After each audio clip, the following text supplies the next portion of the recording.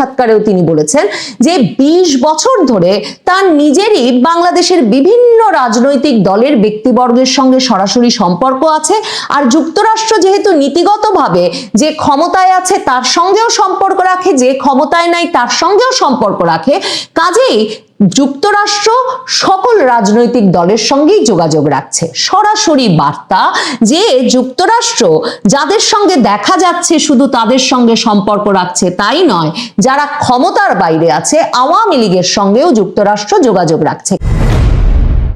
কূটনীতি এবং আন্তর্জাতিক সম্পর্কে মুখে যত কথা বলা হয় তার চেয়ে অনেক বেশি বুঝে নিতে হয় যেসব কথা বলা হয় না, নীরবতার ভাষা এবং বিভিন্ন ইঙ্গিত।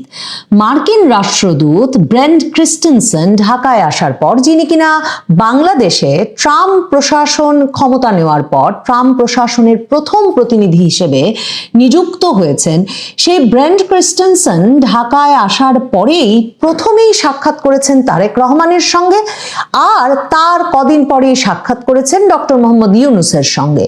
কিন্তু এখন পর্যন্ত যে মার্কিন রাষ্ট্রদূত জামায়াতে ইসলামীর সঙ্গে কিংবা মার্কিনীদের এক সময়কার পছন্দের দল, তরুণদের দল জাতীয় নাগরিক পার্টি এনসিপির কোনো প্রতিনিধি দলের সঙ্গে সাক্ষাৎ করেন নাই, সেই ইঙ্গিতটা মানে এই ঘটনাগুলো কি ইঙ্গিত বহন করছে সেটা বুঝে নেওয়া অত্যন্ত জরুরি।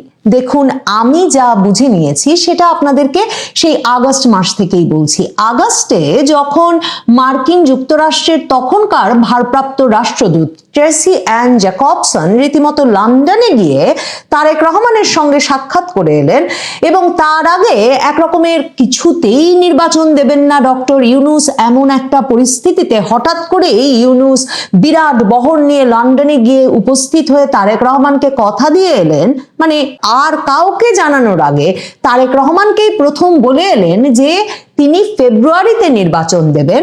তখন ও দুটো ঘটনা মিলিয়ে পাশাপাশি রেখে একেবারে পরিষ্কার বোঝা যাচ্ছিল যে মার্কিন যুক্তরাষ্ট্র সরাসরি ডক্টর ইউনূসের উপর চাপ প্রয়োগ করেছেন যে তাকে একটা দ্রুত নির্বাচন দিয়ে এবং বিএনপির হাতে ক্ষমতা বুঝিয়ে দিয়ে তাকে সরে যেতে হবে।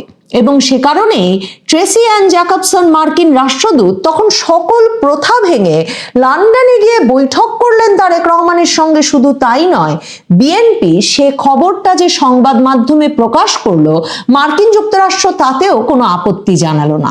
মার্কিন যুক্তরাষ্ট্র সহ কূটনীতিকরা যে নানা রকম গোপন বৈঠক করেন সেটাও তো আমরা গত কয়েক মাসে বেশ জেনেছি। জামায়াতে ইসলামীর আমির ডাক্তার শফিকুর রহমান ডিসেম্বরের শেষে রয়টার্সকে সাক্ষাৎকার দিয়ে বললেন যে ভারতের কূটনীতিকরা তার সঙ্গে যোগাযোগ করেছেন কিন্তু তাকে ব্যাপারটা গোপন রাখতে বলেছিলেন, তাই তিনি এতদিন বলেন নাই। এই সম্প্রতি একটা অডিও রেকর্ডিং ফাঁস হয়ে গেল মার্কিন যুক্তরাষ্ট্র থেকে। সে বিষয়ে আমি আপনাদের বিশ্লেষণ করে বলেছি যে নিশ্চিতভাবেই মার্কিন যুক্তরাষ্ট্রের একেবারে সম্মতি এবং অনুমোদন ছাড়া মার্কিন দূতাবাসের ভেতর থেকে একটা ব্যক্তিগত কনভারসেশন রেকর্ড করে ফাঁস করে দেওয়ার সাহস সাধারণভাবে করার কথা নয়। সেরকম একটা ফাঁস হয়ে যাওয়া অডিও রেকর্ডিং এ শোনা গেল মার্কিন দূতাবাসের কর্মকর্তা বলছেন তারাও জামায়াতে ইসলামীর সঙ্গে একটা যোগাযোগ স্থাপন করতে চান এবং তারা মনে করেন না যে জামায়াতে ইসলামী আসলেই শরিয়া আইন হবে, কারণ তারা জানে শরিয়া আইন এলেই মার্কিন যুক্তরাষ্ট্র প্রয়োজনে শতভাগ শুল্ক আরোপ করবে বাংলাদেশি পণ্যের উপর।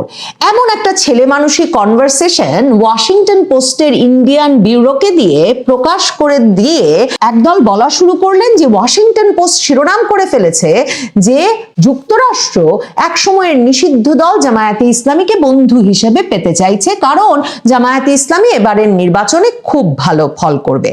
দেখুন, একদিকে ওই কূটনীতিক কি ট্রাম্প প্রশাসনের কূটনীতিক নাকি আগের পিটার হাসের শীর্ষ কূটনীতিক, যিনি কিনা শেখ হাসিনা সরকারের পতন ঘটিয়ে ইউনূস সরকারকে আনতে কিংবা একটা জামাত ঘনিষ্ঠ বা জামায়াতের নেতৃত্বে সরকারকে ক্ষমতায় আনতে অস্থির হয়ে উঠেছিলেন বাইডেন প্রশাসন প্রশাসনের নির্দেশনায়, সেটা যেমন একটা প্রশ্ন থেকেই যায়, তেমনি মনে রাখতে হবে যে ওই যে শরিয়া আইন জারি করে ফেলতে পারে জামায়াতে ইসলামী, এ খবর ছড়িয়ে দিয়ে জামায়াতে ইসলামী প্রসঙ্গে যুক্তরাষ্ট্রের আসলে যে কোন জায়গায় সবচেয়ে বড় উদ্বেগ, সেটা হয়তো মার্কিন যুক্তরাষ্ট্র আবারও বাংলাদেশে আলোচ্য বিষয় হিসেবে সামনে আনতে চেয়েছে। কারণ আমি যেটা বরাবর বলে আসছিলাম, ভারত এবং মার্কিন যুক্তরাষ্ট্র এই দুটো দেশ এই অঞ্চলে মার্কিন যুক্তরাষ্ট্রের যে নিরাপত্তা অঞ্চল, ইন্দো প্রশান্ত মহাসাগরীয় অঞ্চল, সেই অঞ্চলের সবচেয়ে ঘনিষ্ঠ মিত্র। মার্কিন যুক্তরাষ্ট্রের এখানের সবচেয়ে বিশ্বস্ত পরামর্শক হচ্ছে ভারত, এবং এই দুই দেশই মূলত চীনের প্রভাব বলয় মুক্ত রাখতে এই অঞ্চলকে একত্রে কাজ করে, এবং মার্কিন যুক্তরাষ্ট্র মনে করে যে এখানে তার নিরাপত্তা স্বার্থ রক্ষায় কি করা উচিত সে প্রসঙ্গে ভারতের পরামর্শ মেনে চলাই তার সবচেয়ে বড় মঙ্গল। কোনো দেশ আন্তর্জাতিক প্রেক্ষাপটে কোনো বিশ্লেষক পর্যবেক্ষক কেউ বর্তমান প্রেক্ষাপটে বিশ্বাস করছেন না যে 12ই ফেব্রুয়ারির বাংলাদেশের নির্বাচনটা বাংলাদেশে কোনো স্থিতিশীলতা এনে দেবে।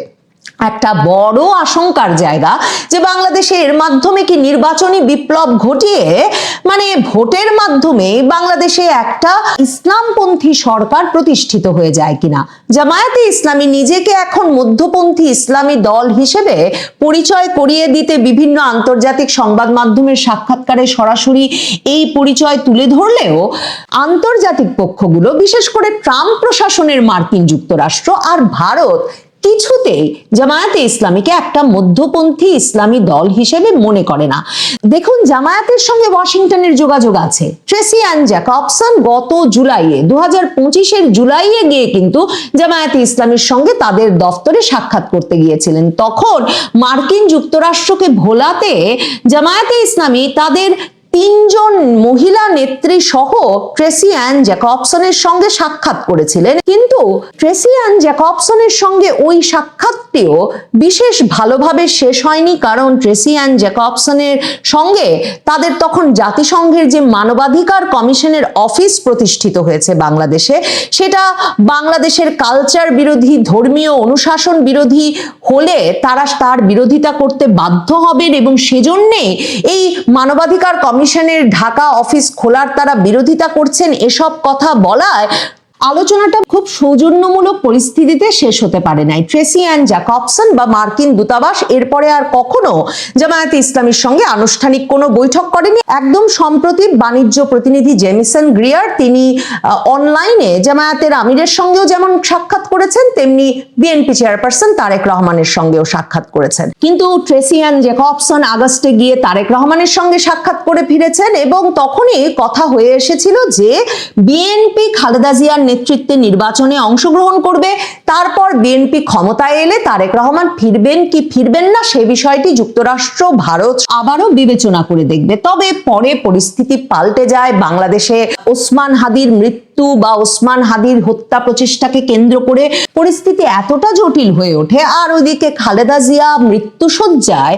এই অবস্থায় ভারত এবং যুক্তরাষ্ট্র তারেক রহমানের ওপর ভরসা করেই একরকম তাকে দেশে ফিরিয়ে আনেন।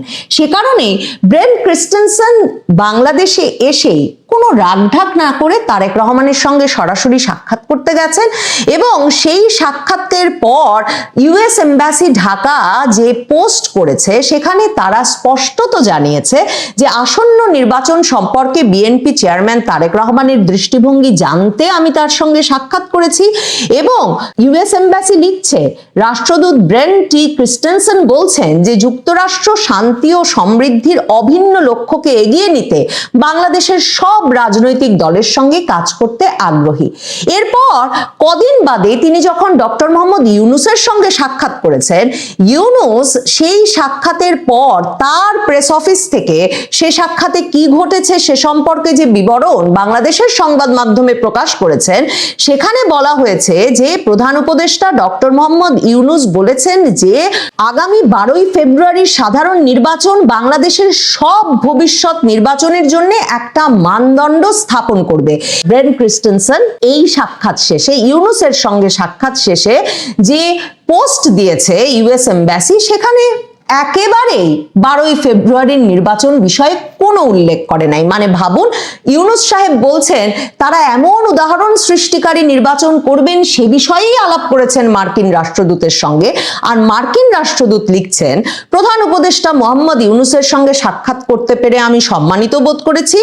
অর্থনীতি, নিরাপত্তা এবং অন্যান্য গুরুত্বপূর্ণ খাতে যুক্তরাষ্ট্র বাংলাদেশ সহযোগিতা নিয়ে আমাদের একটা ফলপ্রসূ আলোচনা হয়েছে। তার মানে 12ই ফেব্রুয়ারির নির্বাচন বিষয়ে যুক্তরাষ্ট্র ডক্টর ইউনূসকে যা বলেছেন সেটা লেখার যোগ্য নয়। যে চাপ তারা প্রয়োগ করছেন সে চাপ তিনি না লিখে ডক্টর ইউনূসের এক রকমের সম্মান বাঁচিয়েছেন। কারণ ব্রেন ক্রিস্টেনসেন সাংবাদিকদের সঙ্গে এক মতবিনিময়ে ঢাকার ইএমকে সেন্টারে স্পষ্টতই বলেছেন যে আপনারা জানেন আমরা যুক্তরাষ্ট্র সকল রাজনৈতিক দলের সঙ্গে সম্পর্ক রাখি। মানে যে কথা তারেক রহমানের সঙ্গে সাক্ষাতের পরেও ফেসবুক পোস্ট দিয়ে বলেছেন, গণমাধ্যম কর্মীদের সঙ্গে সাক্ষাৎকারেও তিনি বলেছেন যে 20 বছর ধরে তার নিজেরই বাংলাদেশের বিভিন্ন রাজনৈতিক দলের ব্যক্তিবর্গের সঙ্গে সরাসরি সম্পর্ক আছে। আর যুক্তরাষ্ট্র যেহেতু নীতিগতভাবে যে ক্ষমতায় আছে তার সঙ্গেও সম্পর্ক রাখে, যে ক্ষমতায় নাই তার সঙ্গেও সম্পর্ক রাখে, কাজেই যুক্তরাষ্ট্র সকল রাজনৈতিক দলের সঙ্গেই যোগাযোগ রাখছে। সরাসরি বার্তা যে যুক্তরাষ্ট্র যাদের সঙ্গে দেখা যাচ্ছে শুধু তাদের সঙ্গে সম্পর্ক রাখছে তাই নয়, যারা ক্ষমতার বাইরে আছে আওয়ামী লীগের সঙ্গেও যুক্তরাষ্ট্র যোগাযোগ রাখছে। কারণ বারবারই বলেছি যে ভারতের নিরাপত্তা উপদেষ্টা অজিত দোভাল বাংলাদেশের জাতীয় নিরাপত্তা উপদেষ্টা খলিলুর রহমানকে ভারতে ডেকে নিয়ে দোহায় নিয়ে গিয়ে যেমন ভাবে মার্কিন প্রতিনিধি এবং ভারতের প্রতিনিধিদের সঙ্গে বসিয়ে স্পষ্টত জানান দিয়েছেন যে কিছুতেই বাংলাদেশে একটা স্থিতিশীল পরিস্থিতি সৃষ্টি হতে পারে না, আঞ্চলিক নিরাপত্তার জন্য ইতিবাচক কোনো পরিস্থিতি সৃষ্টি হতে পারে না যদি বাংলাদেশে একটা অন্তর্ভুক্তিমূলক নির্বাচন না হয়।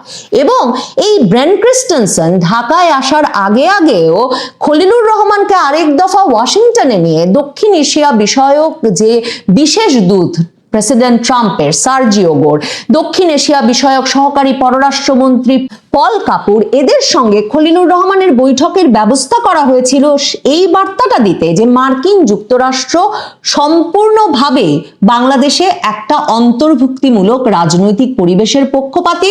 যেই বিষয়টি নিশ্চিত না হলে এদেশে রাজনৈতিক স্থিতিশীলতা নিশ্চিত হয় না।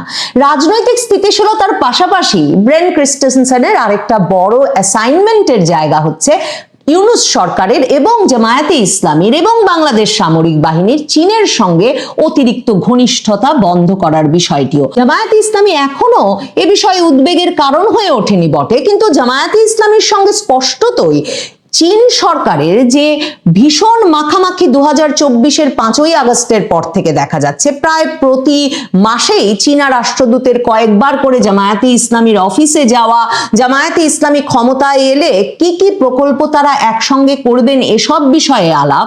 আর ইউনূস সরকারের সঙ্গে জামায়াতে ইসলামীর ঘনিষ্ঠতা, সামরিক বাহিনীর ঘনিষ্ঠতা এবং তার প্রেক্ষিতে চীনের অস্ত্র কেনার যে ঢল শুরু হয়েছে বাংলাদেশে, যার পেছনে পাকিস্তান একটা গুরুত্বপূর্ণ ভূমিকা রাখছে, সেটাও মার্কিন যুক্তরাষ্ট্র বা ভারত পছন্দ করছে না। কারণ ট্রাম্প প্রশাসন ব্রেন ক্রিস্টেনসেনকে বাংলাদেশে পাঠিয়েছেন চীনের সঙ্গে বাংলাদেশ অতিরিক্ত ঘনিষ্ঠতার যে চর্চা শুরু হয়েছে সেটাও সরাসরি বন্ধ করতে।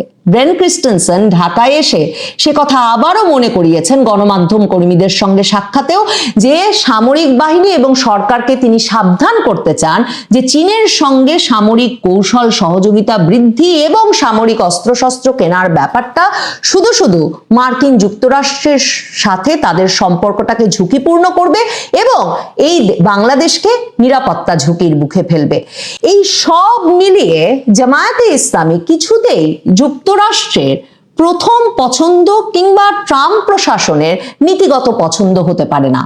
আর ভারত যখন চীন ঠেকাতে যুক্তরাষ্ট্রের সবচেয়ে বড় পরামর্শক এবং আশ্রয় এই অঞ্চলে, তখন ভারতকে খেপিয়ে বাংলাদেশে যে জামায়াতে ইসলামীর সরকার আনতে কোনোভাবেই উৎসাহিত করবে না মার্কিন যুক্তরাষ্ট্র, সেটা বুঝতে আসলে বিরাট আন্তর্জাতিক সম্পর্ক বিশেষজ্ঞ হবার বোধহয় প্রয়োজন নাই।